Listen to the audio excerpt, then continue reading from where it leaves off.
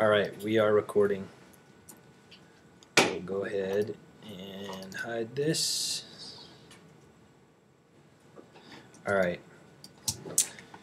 So when we talk about branding, there's a few elements I think that are really important when it comes to the visual side of creating or building or even maintaining a brand. The first thing that most people think about is a logo. So a logo is basically an iconic mark or an identifying mark that teaches people something or informs people about something, and usually has to do with again, a company or a service. This was a quote I found that I thought was particularly interesting, and I'll just read through it. It says, just as ancient ancestors communicated through visual icons, modern graphics speak to customers through imagery and text to impress values, functions, and hierarchies. When we talk about ancient ancestors, some of the first evidences of design are those things that are painted on the walls of caves, that are included in pottery, in old tablets and things like that. So we have pictographs and hieroglyphics. We start to get characters in the written language. But before we got too far down that road, people were communicating with icons and pictures. And that's how they were establishing ownership. That's how they were telling stories. And it really hasn't changed. The way that we use icons and graphics today is pretty much for the same purpose. It's to teach people something and to convey message. It's a communication tool. Visual icons communicate basically and directly, which is perfect for branding, when the goal is to convey a message with minimum time or strain on the audience. So when we talk about branding, we talk primarily about the technique of communicating ownership of a service or of a product, and starts back when you think about cowboys branding their cows or their horses or their livestock. They're putting an identifying mark, so there's no question as to whether or not that animal or that thing is theirs. When we start talking about products and services, we're talking about the same thing. How do we communicate to our potential customers or to those who are going to view our things that it's ours? And we want to do that for several reasons. Number one, we want to build equity. We want people to look at that brand, start to associate it with maybe things that are high quality, maybe things that are affordable, whatever our position is as a marketer or as someone selling something or teaching someone something. We have to create some equity in the mind of the consumer so they establish some value in a brand. We do it to have consistency so people know what to expect. When we buy a certain product that belongs to a certain brand, we have preconceived ideas as to what the quality, what the performance, what the style of those items or products are. And so without branding, it would be hard for us to understand that. So it's a very direct and very effective way to inform people. And brands are very powerful. I just spent the last 2 weeks in China. China is a country where they have a lot of capability to manufacture products. And most of the consumer products that we use, at least in the electronic space, are produced in China.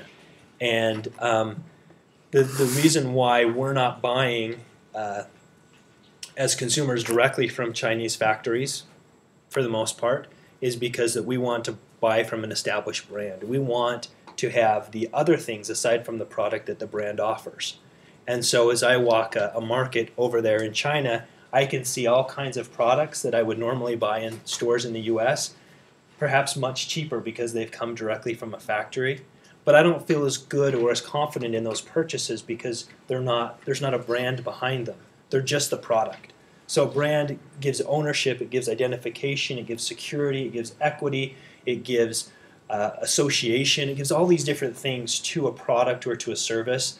And in essence, that builds equity or it builds value in that brand. As you are marketing or designing or working on a business, you have to think about how it's going to be promoted to those who will be your customers in that business. And that's essentially going to be a big part of how you position your brand. So the brand really is that first communication tool to your customers. There's some rules to branding, some things that are very effective. But when it's all said and done, if we can build a brand that has a lot of perceived value, we can gain a lot of real value out of that brand. Meaning, brands are built to either continue on and to grow, or to be sold, or to be licensed. So if you create a company and you clean carpets, and you don't have a brand, and you don't take any time in letting your customer know that all the carpets that are being cleaned in a great and efficient and affordable way, or whatever your position is if your customers don't know it's coming from your company, when you go to sell your company, it's going to be worth far less than if you have a brand. In fact, somebody may just not even want to buy your equipment from you, and they might not want to buy your customer list from you, but they may just want to buy the name and the logo of your company. And isn't that cool, right? Just to sell your name.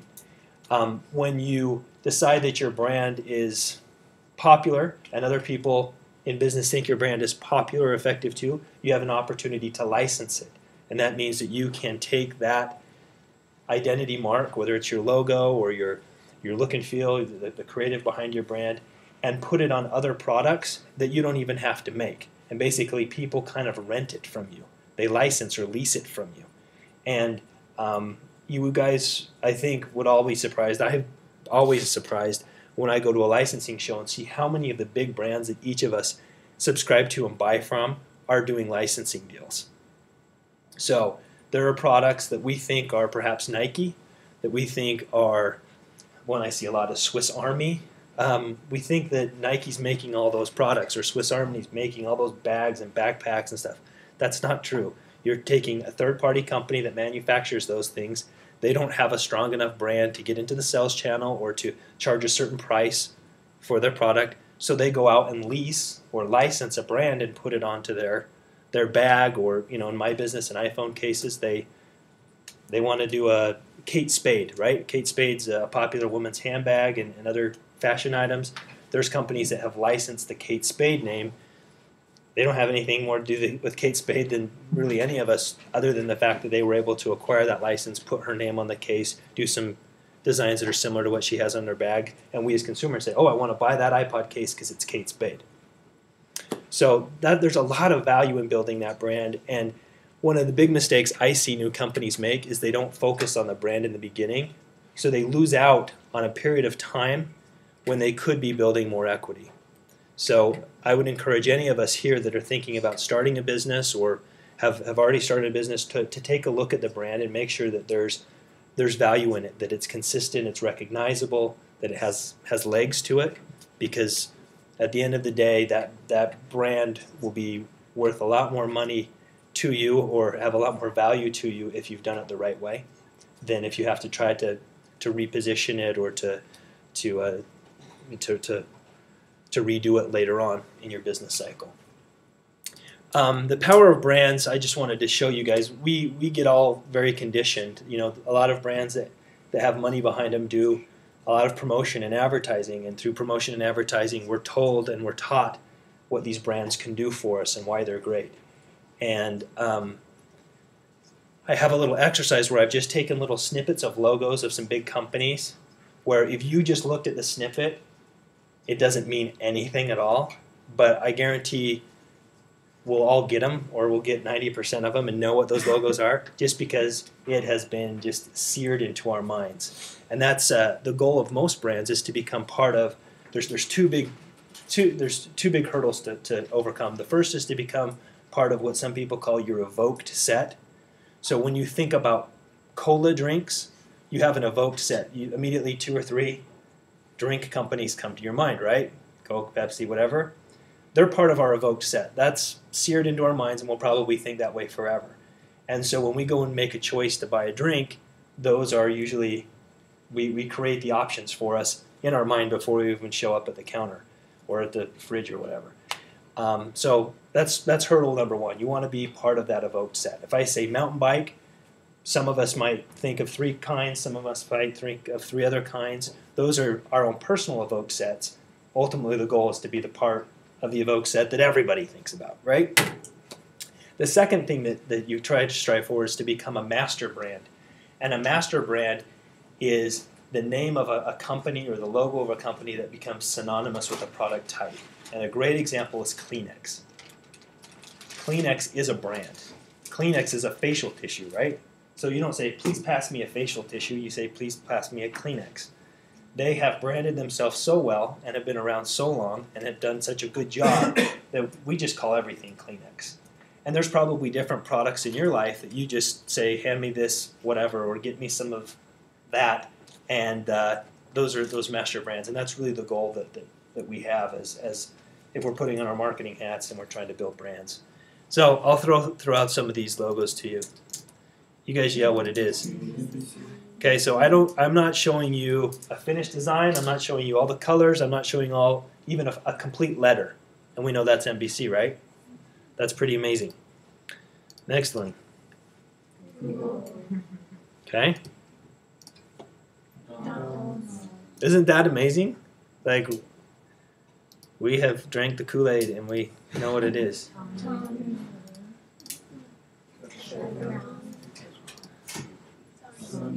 That one's kind of amazing to me as well, because that's just a font, and it, yeah.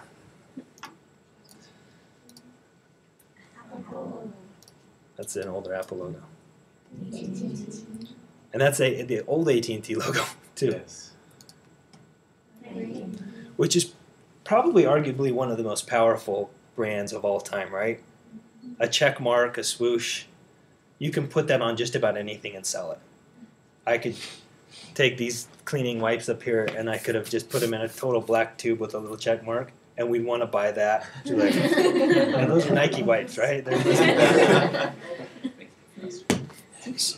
And one thing about the Nike symbol that's unique to the rest of these symbols, with the exception of Apple, is they've gotten to a point where they can drop the word Nike and we still know it's Nike. So they've created their own language almost in having an icon that we know the word without having to think about it.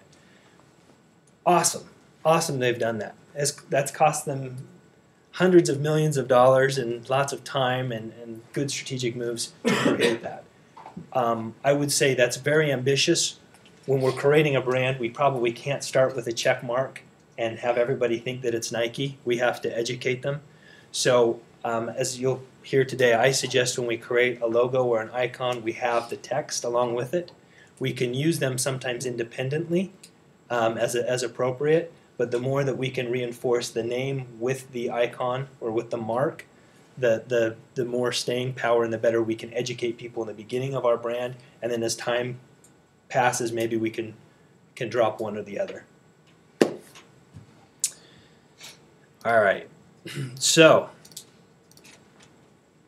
here's some elements of logo design I think that are important to any of us that are thinking about creating a logo. The first one needs to be that it needs to be reproducible in black and white. So many times I see logos that people are designing that are nice illustrations. They have good gradients and they're multiple colors, but they rely too much on some of the tricks of design and not so much on the skeleton or the foundation of design. And as soon as you take the color or the gradient away from them, or even some people will try to use a photograph in a logo, then it becomes unrecognizable. Again, Nike could be a white thing of Clorox wipes. Now they're Nike wipes with a red swoosh or a blue swoosh or a black swoosh, a white swoosh. The color, although I'm going to talk about it being important, it needs to be able to be convertible, and we need to be able to dump it down into straight black and white. When your company sends out a fax, you do a photocopy, you don't have the money in the beginning to print full color, you want still to your logo to be effective. So if you can do it in black and white, that's a real strong point. The next thing is it needs to be resized without detail loss. Now, you're not going to make it the size of, your logo probably won't appear a millimeter square, right? That's a little bit teeny. But it might be the size of a postage stamp in some cases. And if you lose so much detail when it gets to be the size of the postage stamp that it's unrecognizable, it's probably not a strong logo. So you need to be able to size it down and still have it be recognizable. You can make that Nike swoosh pretty small, right? Or that McDonald's arch pretty small and still know what it is. Next one is it needs to incorporate consistent and reproducible color.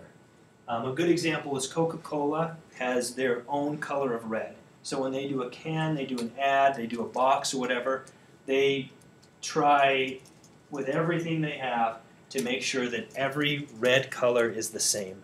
And they've kind of created their own red that's very recognizable and it's important to them. Universities do that, right? We have Aggie blue, we have the fake BYU blue, we got the Utes red. The more that all those look the same, the more comfortable we feel in the brand, the more that the brand seems real and seems professional. And so we need to say, if we're going to use color in our brand, let's make sure we always use the exact same color. There are a bazillion shades of blue, and each one could make somebody feel different. So whichever one you choose, if blue is your color, make sure it's always the same color of blue. When you create your logos or your word marks, you need to create it at a high resolution. Now, depending on your workflow, there's a couple of ways you can do this. I prefer, and I'm an anomaly, but I prefer to do all my logo and iconic work in Photoshop first, and then I usually bring it into Illustrator and create a vector out of it. Now, a vector, if you can't remember, is a graphic that's made up of math. It's made up of points, lines, and curves, and the relationships of those points, lines, and curves. So as it's resized, it's resolution independent, right? You can make it really big, you can make it really small, you don't get any resolution loss. It's just like type on your computer. You can do your type at 300 point or at 2 point, and it looks clear. That type is mechanically made, and it's not designed pixel by pixel, but by the math in between 2 points.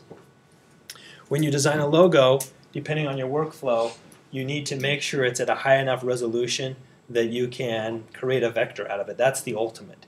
If you aren't familiar with how to do that, or if you don't want to do that right away, make sure you at least design it at a very high resolution, so as you use it on different documents, perhaps you're laying it out in Photoshop, then you always have it print clear.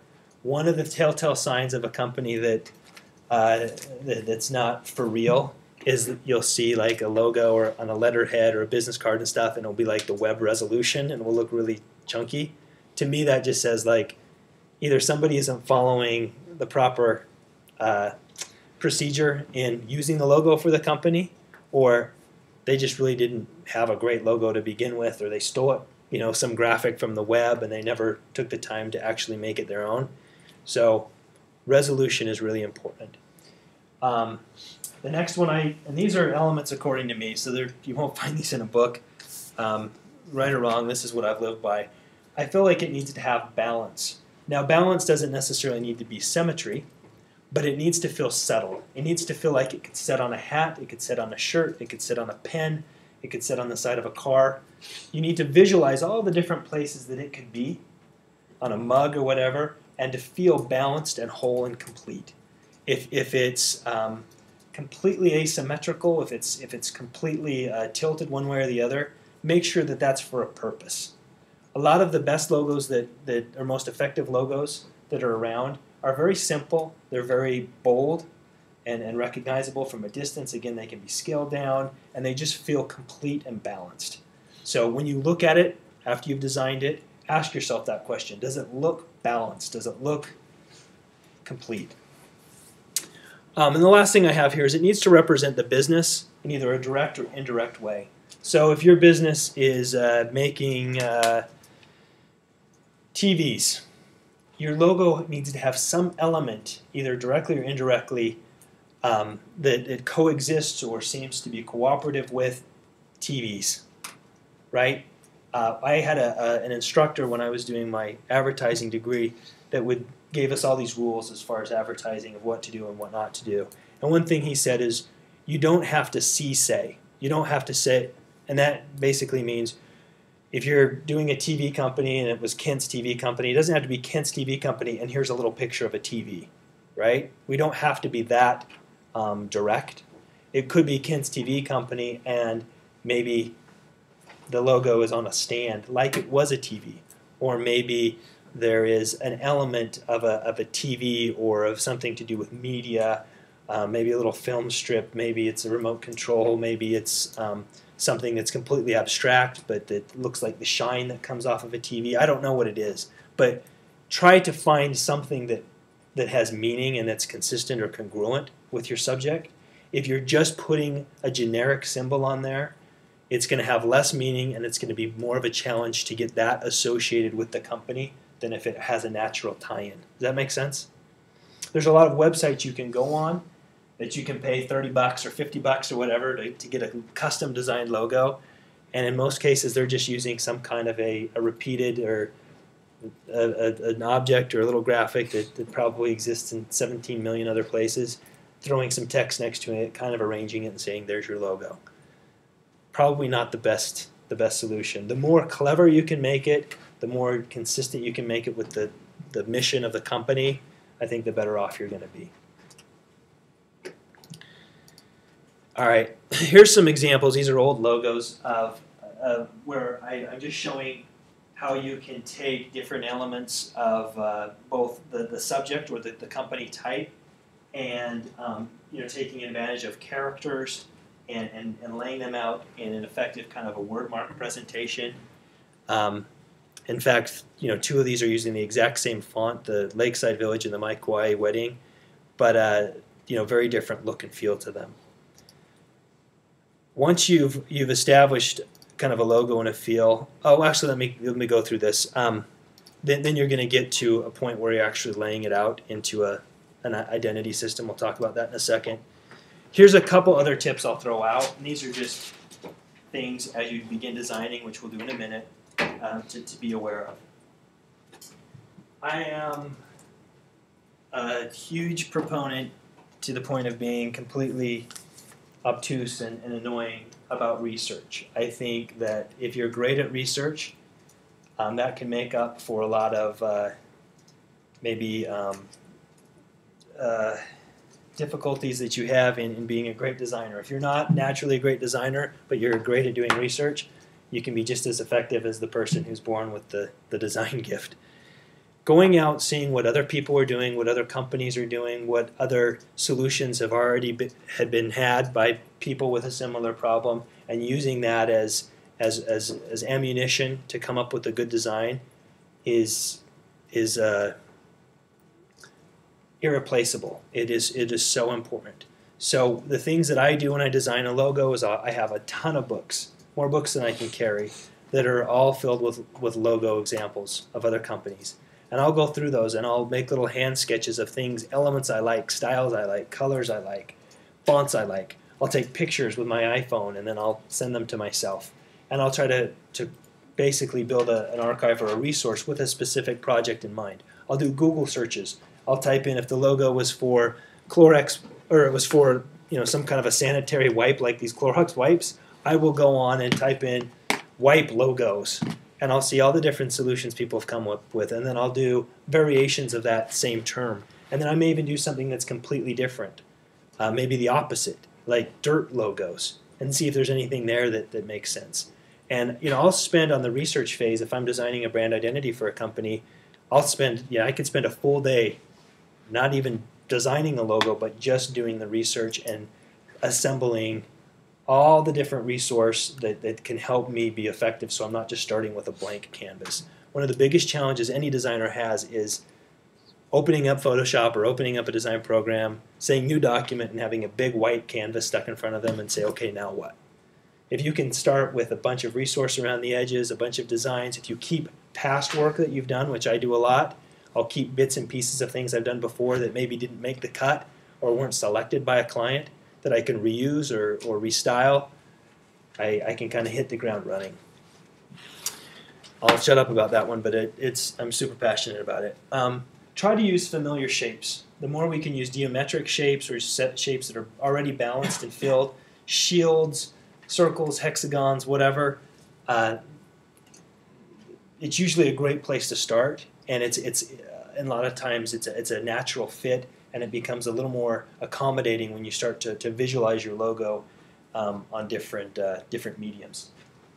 I look for opportunities with letters or characters within the logo, within the word mark, so the name of the company. Some characters that are easy to work with are I, S, O, A, T, and there's more, because those characters can be objects and still, like the letter T can look like a tree. The letter T could look like an arrow. It could look like a cross. There's all different things you could do with the letter T, and basically add some graphics or some iconic representation within a word mark and still make it look natural. O is super easy because anything that's circular, you can substitute for that O. So those are some characters that I try to look out for.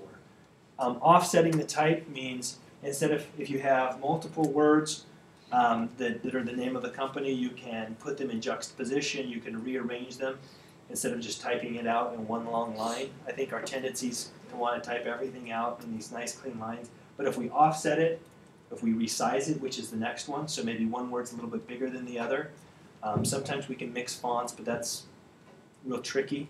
But when you start to play around and not think of it as a typewritten line, but as graphics objects that are movable, you'll get a better result. Adjust the kerning and leading. The kerning is really, really important. We've talked about that.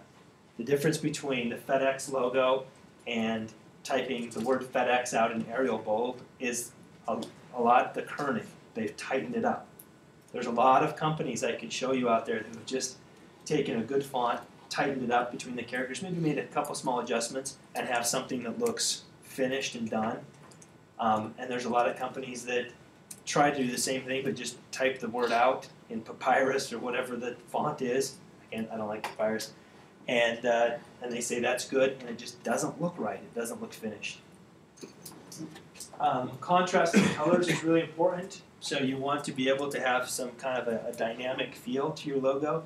Now, if you're very soft and you're doing a logo for a product or a company that has a more subtle or pulled back feel, still use contrasting colors, but just use them at different values. Don't overwork it. A logo and an icon needs to be simple. If something's iconic, it's easy to recognize, it's powerful, it's quick.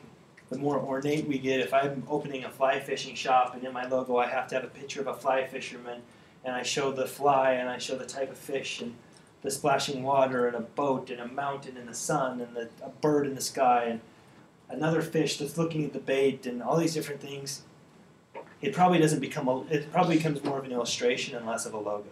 Now I can use that as an identifying mark for my packaging or something later on, but my logo needs to be more simple. And then the last one is keep it clean, which doesn't have anything to do with it being what's the word I'm trying to find here? Lewd. It has to do with don't mess it up by making it, overworking it, making it junky, making it not have proper contrast or balance or giving it a little bit of air to breathe.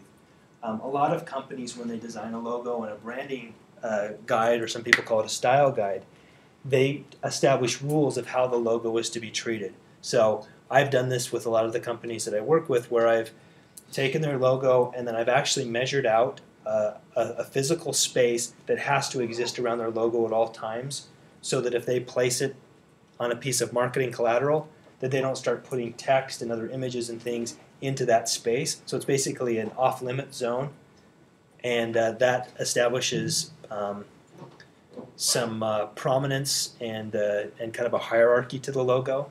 And as soon as you let things encroach, or as soon as you get your logo too messy, you start to lose kind of that regal feel. Are there any questions up to this point? I know I'm talking a lot. All right. So once you have a logo set, then you need to visualize that logo on other pieces of collateral. And the most basic piece of collateral is called an identity set. An identity set usually consists of a business card, an envelope, and a letterhead. So they're the communication tools that you use to do business. From there, then you move into packaging, you move into brochures, you move into posters and products and things like that. But these are kind of the starting point. This has been, I did this quite some time ago, and they changed their colors and things like that. But that was an identity set for a home builder, where you can see the colors of the logo, the elements of the logo exist. The fonts, the layout are very consistent between the three different pieces of collateral. This would have been an envelope. I think there's a couple other examples, and these are quite old.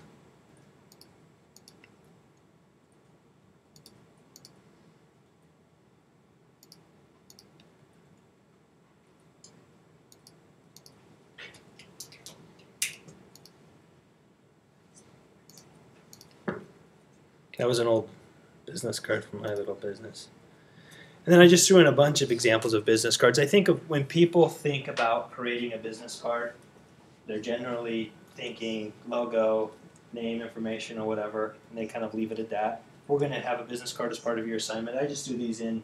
You can get really creative, and I've seen some awesome ones. These are just kind of one step away from being boring, but people using different graphics or designs as part of their card. You have front and back on a business card. You have some size that you can probably manipulate. You have corners. You have orientation. You can go horizontal or vertical. You have different materials or substrates. You can do it out of paper. You can do it on a piece of cardboard. You can do it on a piece of cloth. You can do it on a piece of rubber or a piece of metal. There's all these different things that you could do. And if you do that, don't do it for a trick. Do it for a purpose, and do it, try to make it consistent again with the other things that you're doing. So if you're going to print your business card on metal, make sure that metal is part of your business for some reason, or that you're using metal in your packaging or something. Don't just have it random, because then it's just a trick. And we want to, again, create consistency and create value by showing that everything's moving the same direction and we don't have fragmented or kind of fly-by-night design. All right, I'm going to distribute some files to you guys now. Let's see. And that'll be something that we'll kind of work on together. The file will be called Students 6.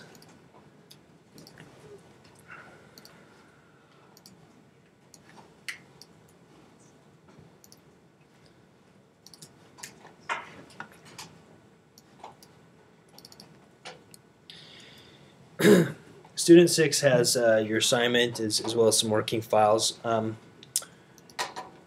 What I want to start with just on the Photoshop part of today's lesson is first just a simple little trick or technique that we can do with type.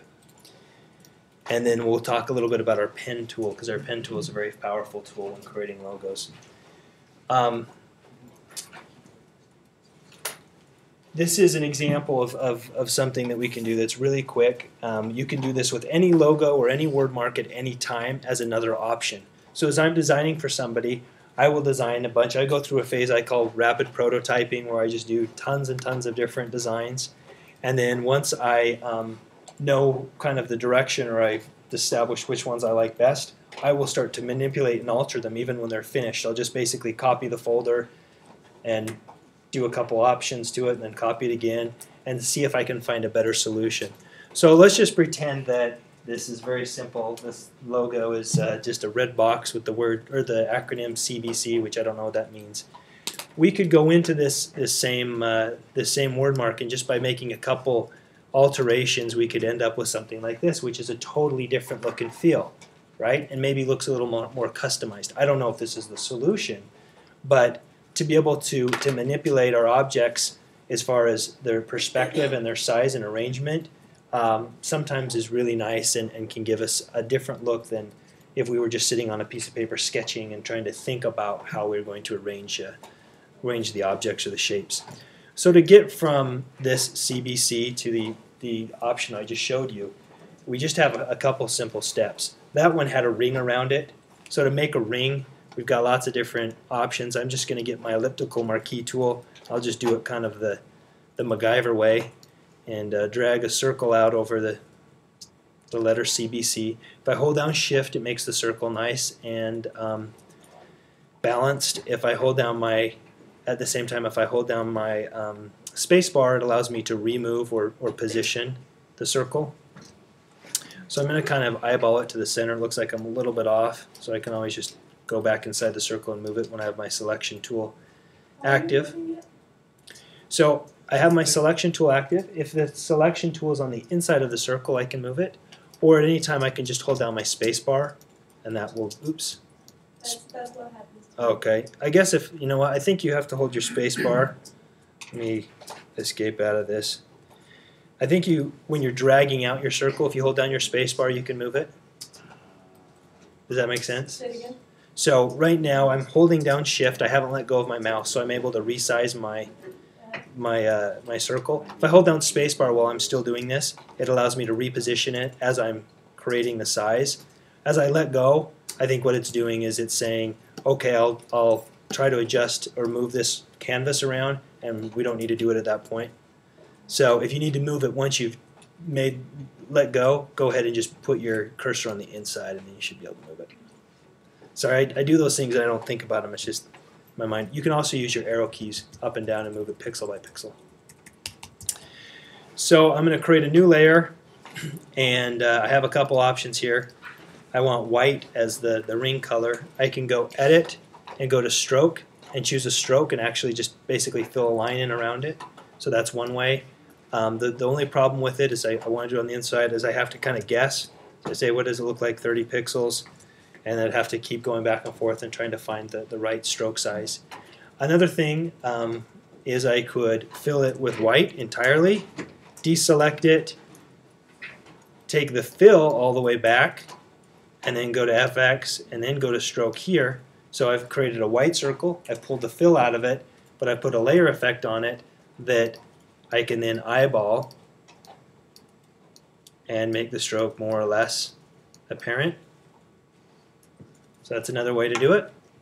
Or, kind of again, the MacGyver way is if I put this fill back to 100%, I could then just draw another circle inside of it, eyeball it, try to get it to be nice, balanced, and uniform, and then just hit my delete key and basically hollow that out. So there's 3 or 4 different ways we can make a circle. I could even get a font, and as long as the O on the font is completely symmetrical, I could use that. Once I have this, then all I need... Oh, huh? Maybe it's a little off topic, but is there an easy way to sort of like center things or align things to get to snap, things like that? There's some alignment tools up here. So if you have it on a separate layer, you can click the 2 layers and click one of these tools, and it will align them depending on which tool you select. You can also go here to your view and go snap, and you can snap it to guides. You can snap it to, you can put a grid up. So if I go to show grid, it brings a little grid here, and so I can uniformly determine where my access points are. Some designers really love to have the grid on. I prefer not to. If I want to get it exactly in the center of CBC, the trick that I will use, I'll go ahead and turn this off, is I'll click on CBC and then I'll do an Apple T or a Command T, because that brings up the little, all the transforms. So now I know where the middle is, right? It's right here. So if I do Apple R or go View and click on Show and choose my guides, where are they? There we are. It's already selected. I've got these lines, and if you guys remember, I can pull these down, and it'll automatically snap to the center here, and snap to the center. Oops, I let go too early. Pull the other one over. Snap to the center there. Get rid of this one. So now I know where the exact center of CBC is by just, again, doing a free transform and then dragging out some guides to those access points. And then from here I can click on whatever object I want to line up. I can do Apple T on it, and then I can just use my arrow keys to get it to line up. And with the circle tool, isn't there a mode where you can draw from the center out to the radius as well? Yes, if you do Command, Option, and Shift at the same time. So if I get my selection tool, I could come right here, hold down Command, Option. Oops. I screwed up my guide. I have to redraw my guide. We'll just pretend it's here. Command, Option, Shift. Ah! Why isn't it doing it? Oh, it's not Command. It's just Shift and Option, my bad. And then as I pull it out, it goes from that point. So I need to reset my lines.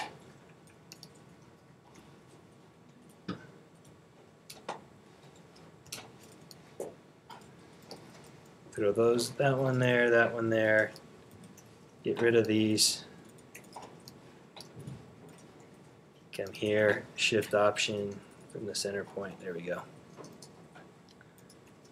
So Shift and Option the same time you're holding your marquee selection tool. Good questions. All right, once I have this, I'm going to go ahead and get rid of these guides. You can drag them off like this, or you can just go View. Where is it? Clear Guides. There we are. That just gets rid of them. Once I have this, I could either merge these two together, these two layers, by shift-clicking them and then coming up here and doing merge layers. Or if I want to keep them separate because I might want to change the colors of one or the other or throw away the circle if I don't like it, I can just keep them shift-clicked and then just do a free transform on these. And because they are grouped together temporarily with the shift, as I change one, it will change the other. So I'm going to do that, and I'll just Apple T it, or Command T, sorry. Hold down my Command key, because that allows me to skew. And then I can grab these corners, and I can start to play with it. I can come out here and turn it. Hold down Shift, and I can just start to mess with it and see if there's something that I think looks kind of cool and creates some perspective. What's the difference between holding that chip and then clicking that diamond thing? This thing? No, up by the check mark and the While you have it, Okay, so I've Apple T'd. up the ribbon, there's those three icons in the middle. Up here. Yeah. more to the right. Oh, no. Oh, this guy? Yeah. Oh, okay, sorry. This allows us to go into a warp mode. And so when I can't go into it right now, I think, because I have both layers selected. Let me see if I go to the other one. Yeah. So you would have to merge them in order to use the warp mode. But this actually creates all these pinch points, and it will create little curves. So it's not a perspective or a skew tool. It's actually warping it almost like you would do like with a puppet. So you can definitely use that, but you would have to go ahead and merge those two layers together. But it's not going to give you the perspective or that same distortion that a skew would. It's going to give you way too much control. The skew, if I grab it and I hold down my Command key, it's going to use some math to determine how the perspective would look if this thing was actually skewed. And so it gives you a little more control. So let's just pretend I like that and hit return. So this look versus where we started, they're very different, right? And it only took a couple steps of just resizing it, retooling it, and now I have two logo options to present. And if I started thinking, it would be really hard to start with this in mind because it has perspective, it's skewed, it has different thicknesses. So most people won't start there, but maybe that's where you want to finish. And so the reason why I show this kind of technique is once we're done with our logos, we can always just make a copy of the logo so we have a fresh one, keep the one that we originally designed, and then take one and just play with it. Just do some sizing, some manipulation to it, and see if you can make it look cooler. You know, it gives us more abstract, more sometimes fluid look.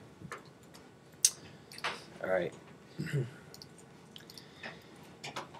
Next thing I want to talk about is the pen tool. So I gave you a file called dragons.jpg that you can open up in Photoshop.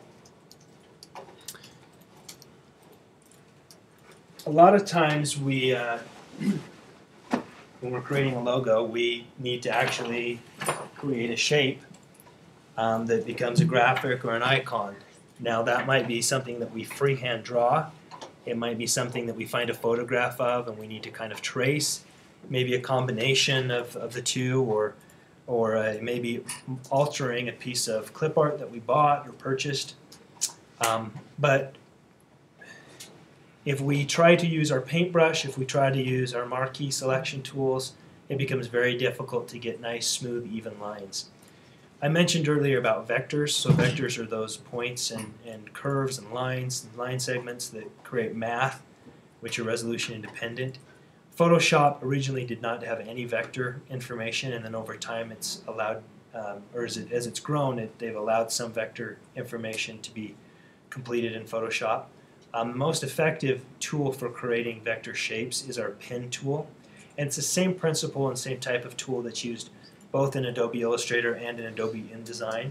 We're not going to go into it too heavy, but I'm going to show you some simple ways to use it in a pixel-based environment that will give you a huge step up when it comes to drawing. And in the first class I taught in the fall, so the beginning class, we went through it, and I'm going to this will be a bit of a review, but I think it's really important to talk about. So I'm going to pretend I hand drew these or I found them online and I'm not infringing on anybody's copyright. I want to go in and maybe change them slightly and use them in some kind of a logo. These, again, it could be a photograph, it could be line art like this or whatever, but I've got this in Photoshop and now I need to make it, I need to alter it or improve it. So what I will usually do is I need to zoom in a little bit on it. And I'm going to create a new layer. I'll just create it over here on my layers palette. And then I need to grab a tool called the pen tool and begin tracing this. Now there's several different ways you can do this. I'll show you my way. It's not necessarily the right way. But usually this layer I put here, I start by filling it with white. And then I pull the opacity back on it and it becomes a little bit like a piece of tracing paper, similar to what we were doing when we did some paintings, if you remember. The reason why I do that is sometimes when you're tracing something, it's hard to tell, especially if you're using similar colors, which part is the original document, original image, and which part is your tracing. But if you pull it back or basically put almost like a piece of tracing paper between the two, it becomes much more simple. You don't have to do that, but that's how I work. The next thing I do is I create a new layer, and this is where my actual image is going to go.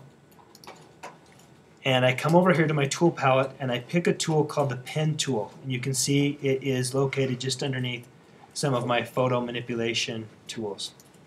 If it's not showing, then one of these other tools are showing. Now in this pen tool, there's a few options. One is a freeform pen tool. One's adding anchor points, deleting anchor points, and then converting some points. I'm only going to really deal in this situation with the pen tool. The other tools are a little more specialized and I can accomplish pretty much everything I need to with just the one pen tool. When I click the pen tool, the top bar here is going to give me some options. And again, this is our options bar, appropriately named. The first one I want to look at is this little grouping here at the top left. I have three different options. One of them, this first one I clicked, is a shape layer option. The next one is a path option, and the third is fill pixels option. What these options will allow us to do are either create a complete vector object, which is called a shape layer in Photoshop. It's a layer that has a path, which is the actual line, so the curves and the points, and a mask, and is completely resolution independent and will stay as a vector unless we rasterize it. We have a path tool, which basically gives us a guide or an outline, but we have to eventually fill it in with pixels in order to actually see it and manipulate it and work with it. Or we have a fill pixel command, which basically just whatever we draw, it's just going to become a resolution dependent or a pixel based image. If we're going to go to all the trouble of using our pen tool and working on something that has a vector look and feel, I feel that we should start with the shape layers command, and then from there, if we need to rasterize it because we're going to erase or something, we can dump it down, but it's really hard to go the other way. So I start with this first option, and I leave everything else the same. When I come over to my layer and click, I'm going to start working with white paint. In this case, I probably don't want white paint because it's going to be hard to see what I'm actually tracing.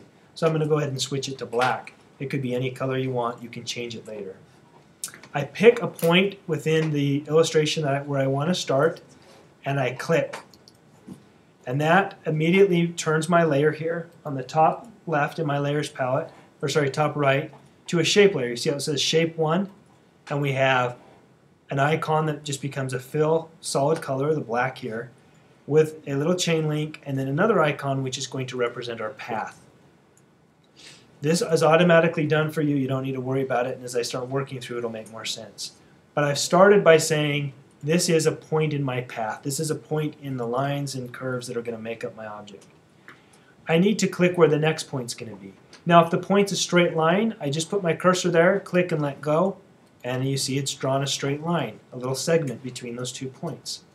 The next one, though, you see is a curve. If I just click, it's going to make another straight line. And that's not what I want. So what I need to do is click and not let go of my mouse, and then I need to pull.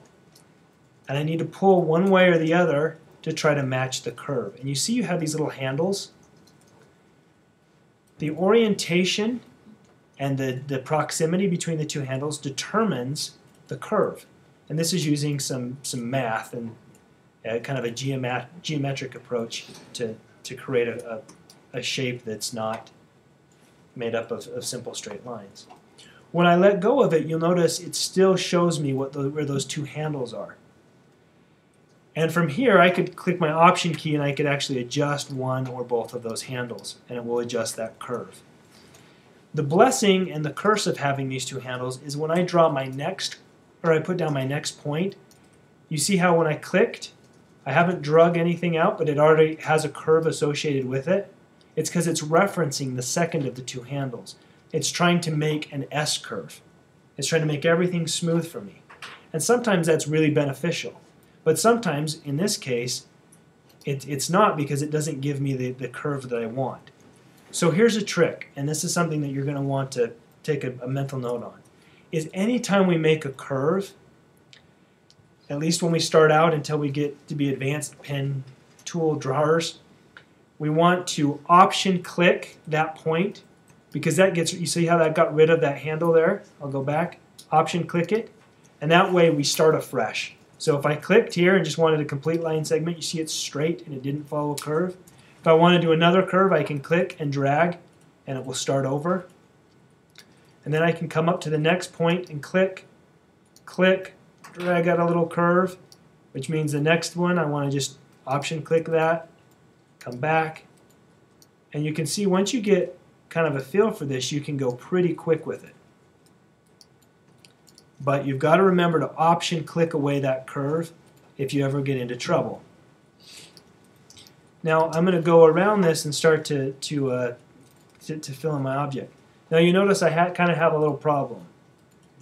It automatically wants to complete my path and show me what it would be like if I just finished, which is erasing all this area that I need to, when I eventually come around the corner, I need to be able to trace around it. I can't see it anymore.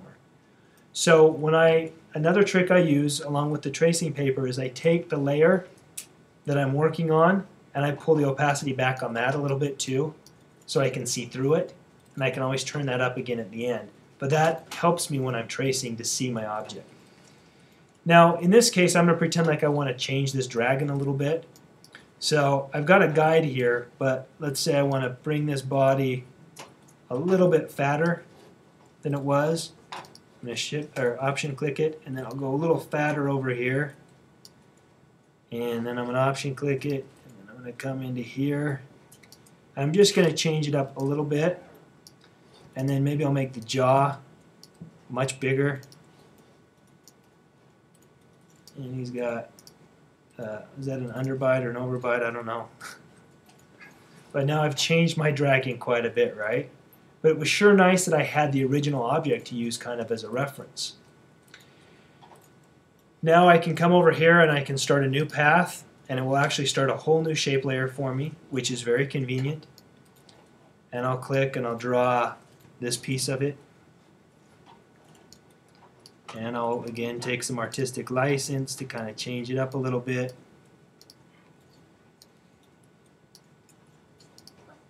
Draw a little spike.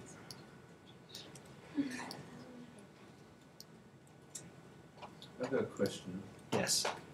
After you've laid down your vector points, if you want to go back and revisit them and change their location or tweak the handles, is it possible to do that? Yep, you're one step ahead of me. That's what I'm going to do next. So I'm going to close this path and I'm going to say, you know what? I think this needs to be up a little bit higher. So I have two options. The easy one is to push the push the Command key, and you see how my my paintbrush pen changes. I told you I'm jet lagged. Changes to an arrow. When I do that and I click on the path, it allows me to click into each point and make some alterations both to the curve and to the existing point location. Okay, so that basically gives me a quick shortcut to a tool that's located over here called the Direct Selection tool. That works while I have my pen tool and I'm editing a specific path. If I leave this layer and come back to it to do the same thing, I just need to come down in my layers palette, my tool palette, and click on that Direct Selection tool. Now you notice there's also a regular path selection tool, this one that's blackened in. If you click on that, it's going to grab the whole path. So I'll come over to this one, click. You see how it got the whole thing? The other one grabs the points, this one grabs the whole thing. And where that's useful is if I wanted to do Command T to it, to resize it, it will resize all of the points at the same time. Okay? But if I want to manipulate just one point, I need to get the direct selection tool and then click on the point that I want to manipulate and pull that out. Now, if you wanted to add more points, because you wanted to add more spikes, I can't add more spikes here because I need more points. I come back to my pen tool and you see the one that says add anchor point. If I click that, come over here, I can click and add a couple points, then go back to my direct select tool, pick those points up, and then modify them. So we have the opportunity with our path tool and our pen tool to make tons of alterations. You are just playing against the law here, and create something that, again, is very dynamic. Also, it's in a vector format, so it's resolution dependent. So you can see on yours too. It's some of the points when you stop and you continue and stop, it's not really smooth. Right here. When I was doing my last week's assignment, I didn't know pen tool that well, so I didn't know the option keys. I struggled a lot, but at the same time, it's not doing it smooth. So I had to grab a brush, paintbrush, and like clean it up. Yes. But it was a terrible, long job. So I was So wondering if there's a way to smooth it. there's two things that you can do. Number one is you can get your direct select tool, come back. So we've got a hard line here, right? Yeah. I can click and I can try to smooth it out by moving this one handle around. And we can see that that looks much better, if you notice, than it did before. So that's the quickest and easiest way to try. If that still gives you an uncomfortable line and you don't like it, then I suggest you add more points. So you could always come in and add a new point. So I could come in here and add a new point, and then that new point will have both handles associated with it, and then you can drag out both of those handles and see if you can find a better solution. But it is a bit of a trick, and a lot of it is just going in. I like to zoom in on it really close and just kind of pixel by pixel look at it and say, all right, I got to make that transition as normal and as balanced and smooth as possible. And so that means I might have to change the overall curve a little bit. How was I getting the points back on? So you've got to get this direct selection tool here. Make sure you're on the layer that has the path that you want to manipulate. Click on the path over here on your layers palette, and then just click somewhere along the path and it will show you those points. And then you can click within the points and make those alterations. Thanks. Yeah. But it's a trick. Sometimes you just really gotta play with them to get them just right. So I'm gonna go ahead and turn the opacity of both of these up so we can kind of see what my new dragon shape looks like. And you can see I could go ahead and do the wings and the dots and everything. One thing though that I'm asked is, well, this works great if you don't have any detail on the inside. How do you get the detail on the inside? Well, there's ways to actually try to cut it out, and ultimately in Illustrator you'll want to do that. But the better thing to do right now, and for us in this class, is just to draw new points over the top, but perhaps do them in white or whatever your background color is. So I can click a new layer, I can get my pen tool, get white, and let's say I want to make an eye. I'm going to go ahead and zoom in on my dragon, and now I'm going to draw an eyeball, and I'll just kind of freehand it here.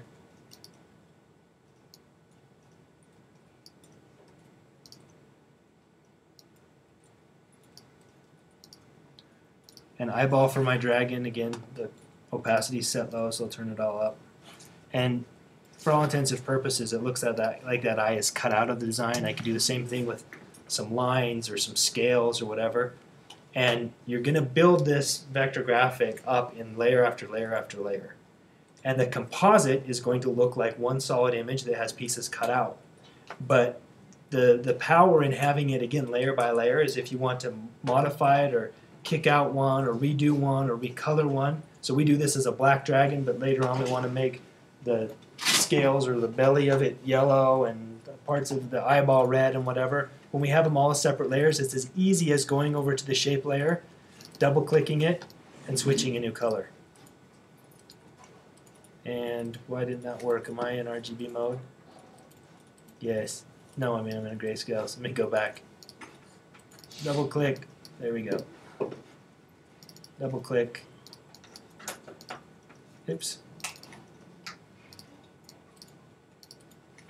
So you can see you can immediately start to take different colors, apply them to your object, and have it still remain in vector format. And when you're kind of in that rapid prototype phase of designing a logo or a graphic, you can get lots of looks really quick without having to go in and select out specific paths and cut things out, and it can get kind of heady in Illustrator. Once you get this how you like it, I usually go ahead and shift-click them all together and put them in a folder. So I might call this folder Dragon Body. And that way, make sure all these are in there. That way when I move one, if I move the folder, I move them all. If I Apple T the folder, I Apple T them all. Again, they're still resolution independent. They're still vectors. If later on I wanted to actually put filters on them and start pushing pixels and using erasers and stuff, I can't do that with a vector. So I could copy the dragon body, hide the original that has the vectors, and then go ahead and merge this whole group. Now it's a bitmapped image that I could use an eraser on. So for me, this workflow probably isn't the fastest way, but it's going to give you the most options, and it's going to be the most efficient way in Photoshop to have vectors represented. In this case, you know, if I wanted this kind of shape of having the double dragons, I don't have to draw both of them, right? Because they're completely symmetrical. It's just a reflection. So I would copy the dragon body over, edit, transform, flip horizontal, and just go ahead and move it. Now I have two dragon bodies without having to redraw it. There was no sense in having to draw both of them, especially if they're the exact same object. Then I could even, if I wanted, click these together, say new group from layers, call this Final Dragon, and now I have a folder with two folders inside with all of my vector information. So if I want to resize it, reshape it, goof around with it, I've still got a bazillion options. I haven't limited myself by rasterizing it or by combining things forever. It's still very independent. But for the user, it looks like a composite. That make sense?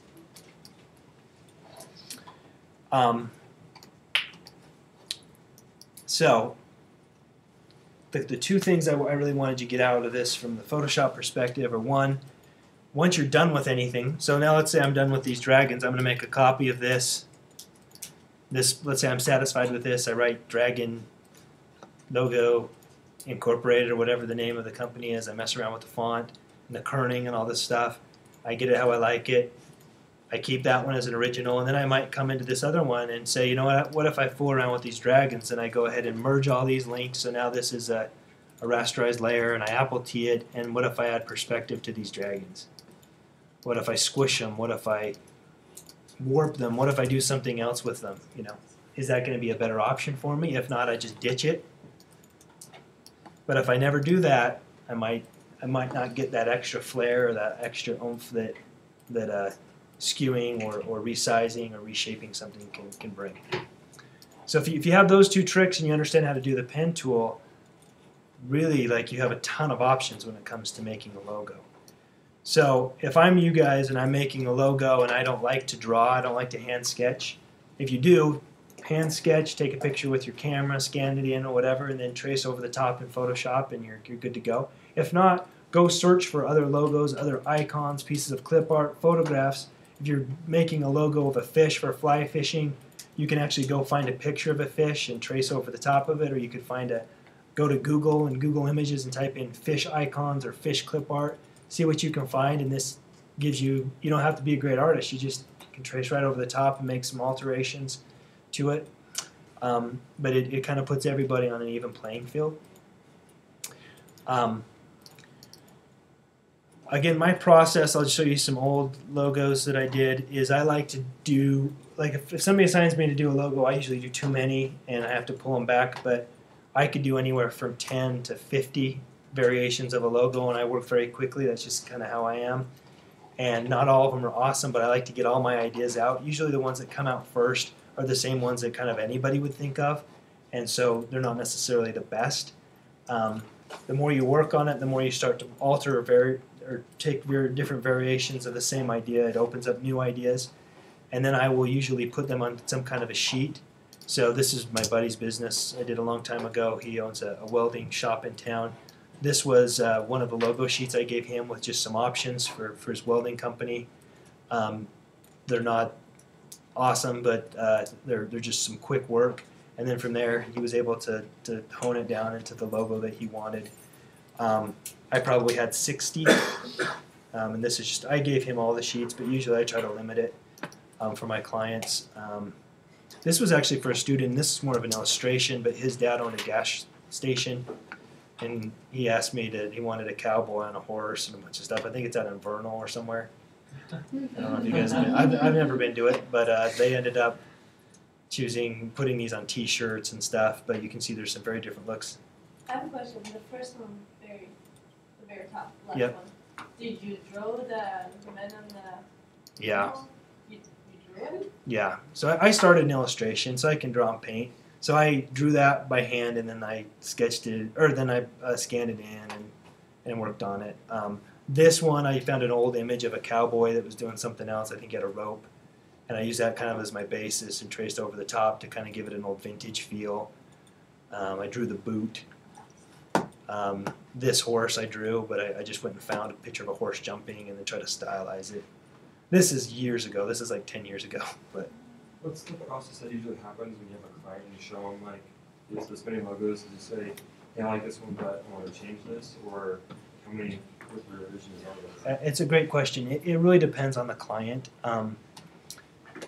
The rule that I never follow, but I should, is only show them ones that you want them to choose.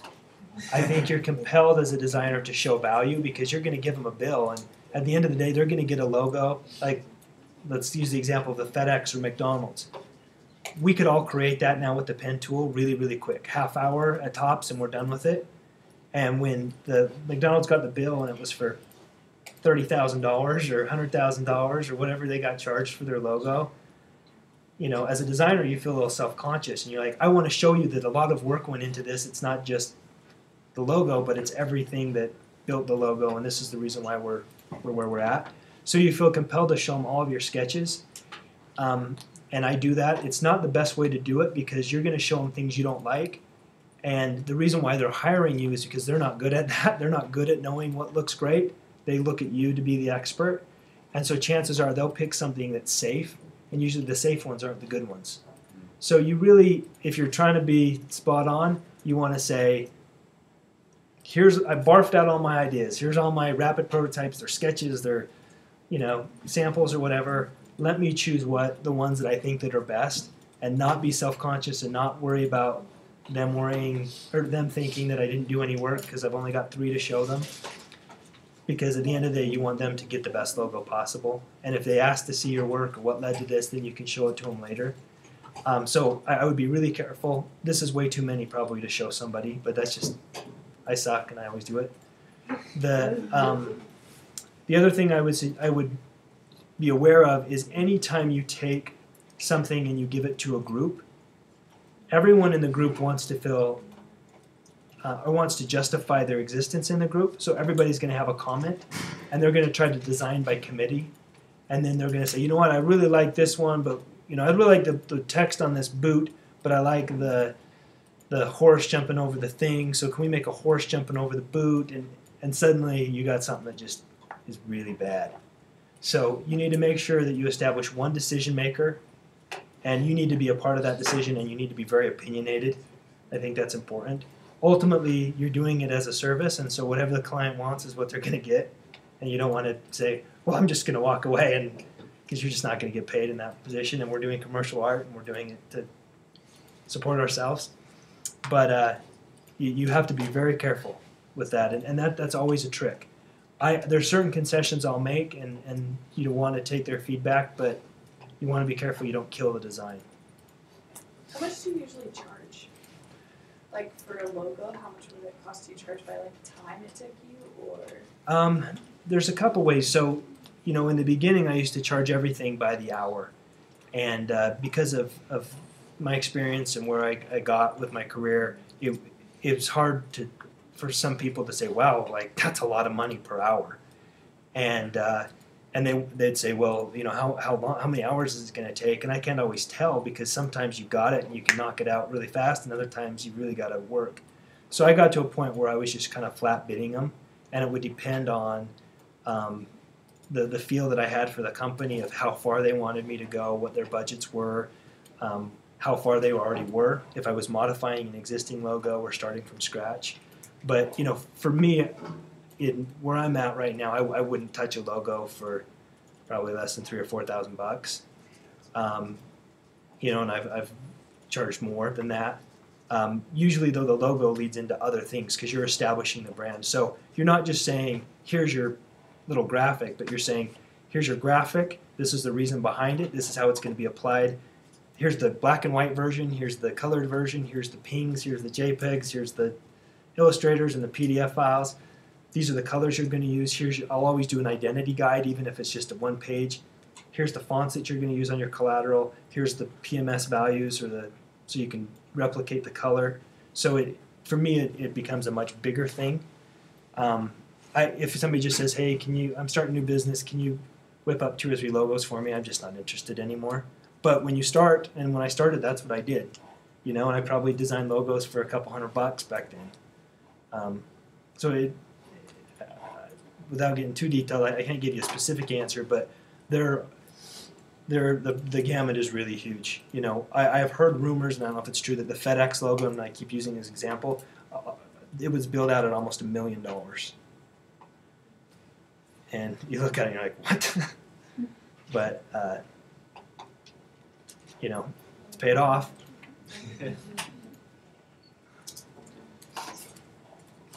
I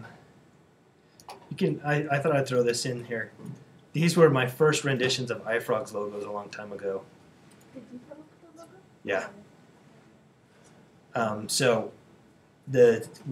It was, again, I can tell you the history of Ifrogz another time, but we basically came up with the name, and then that night I went home and whipped out some logos, and the next day we kind of chose and started business.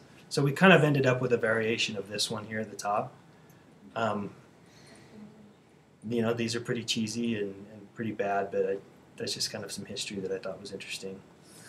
How did you come up With the one that they actually ended up with, we're actually in the middle of retooling it, because I'm not like in love with it by any means. I remember I was just searching out images of frogs, and I found some pictures of frogs where they were shooting their tongue out, and they kind of all had these big toes.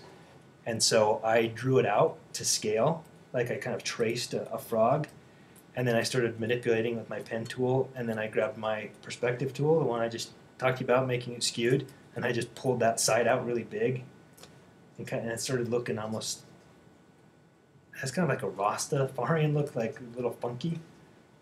And then we went from 4 fingers to 3 fingers here, and changed some things, and then it's been changed a little bit since then. It's a tough logo to work with because it has a lot of very thin elements, and so when we put it on a case or on something, sometimes you lose some of the fingers. It kind of has a spiky feeling to it. It also, the one that we ended up with, it's not super balanced, so it's hard to place. But we have a lot of equity into it. Again, hindsight's 20/20. I would have done it all differently. Looking back, even the name of the company and stuff. We wonder if we made a mistake, but it worked, and we're at where we're at. And so, I'm trying to modify it, manipulate it, make it better, but not to lose where we started, because we do have equity in it. We looked at the AT&T logo, the old one.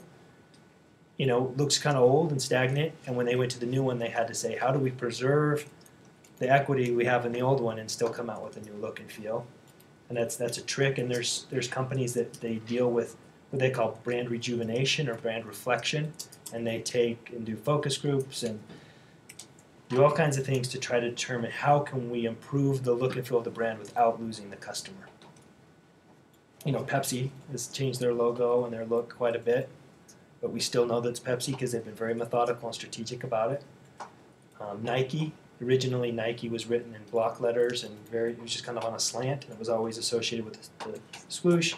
They eventually killed the block letters and they went with a thin on top, and then they got rid of the thin on top and just went with the swoosh with the word air underneath, and it's kerned out and it's very thin letters, and then they've kind of got away from the air, and then they've actually gone back kind of there's a retro feel in a lot of cases to the slanted type, the thick type. We've seen that one.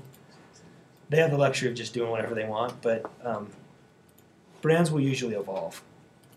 There are very few that stay with the exact same logo, but there will be elements of the beginning logo that kind of live on. So I can, when I'm in the groove, I could do all these in 2 or 3 hours. And I think I work particularly fast. But, you know, it doesn't matter how quickly you do it. It matters, again, if it's good. All right. So here's what I'm going to ask you guys to do. I would like you to come up with some logos. And I've given you some templates of where I want you to place the logos.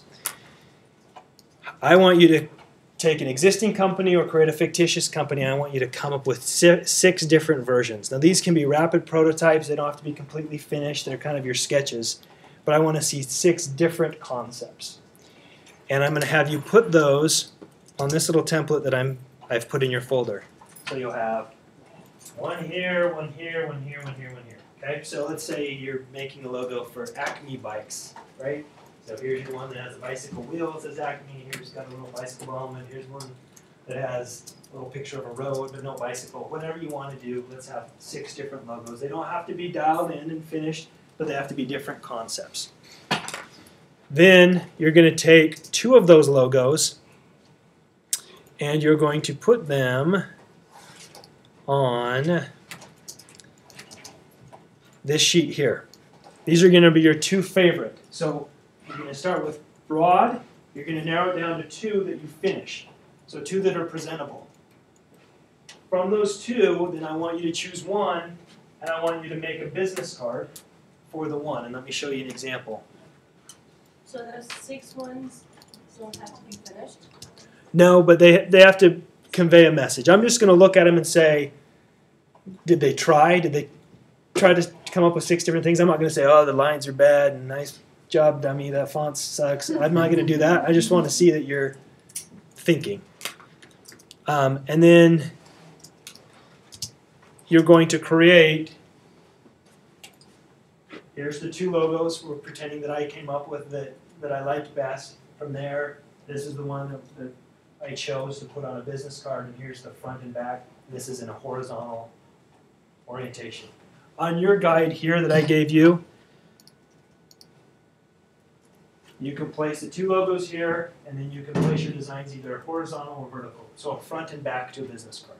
So this will be the basis or foundation of your brand. You've got your image. From your image, you've started to lay it out a little bit, which means that there's some font determination, there's some other graphics or characteristics in the layout that would then parlay themselves or dovetail into letterhead, envelopes, brochures, T-shirts. You know, it's going to continue down the line, but this will be our foundation or our basis. And these need to look very finished, like you're handing them to a client. So you're going to give me 2 documents. Basically your sketches, your 6 sketches, and your finished presentation. Do you want us to keep those squares up at the bottom 4 squares, or can we do like you did on your example? You can do like I did if you want. I'm giving you this template because some people just like to fill in the blanks, and I'm fine with you filling in the blanks. But if you want to present it in a different way, I'm totally cool with that. So we just Great question. choose one of those 2 logos? Yes. Okay. Yeah. So again, I'll open this one back, and I put this example in your folder. Here's the 2 that I finished that look complete. And then from there I chose that one and stuck it there. I just reversed out the type.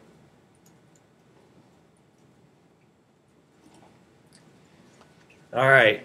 So this will be an interesting one because this isn't going to be so much based on Photoshop techniques and tricks and skills. This is going to be more on kind of a strategy, right? You have tons and tons and tons and tons and tons of resource online to come up with some graphics and some layouts to look at other logos.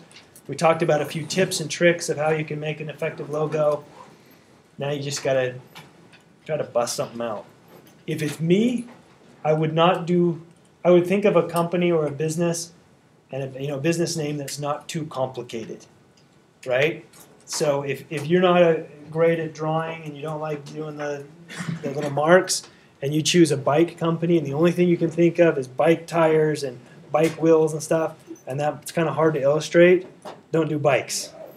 Do a company that makes bricks or something, and you can make some bricks, right? That's not too hard. And we'll just have that due next week at the first of class. So you should have those files. I'll leave this up. I'll be here to help you guys out. Let me stop this recording. Adios.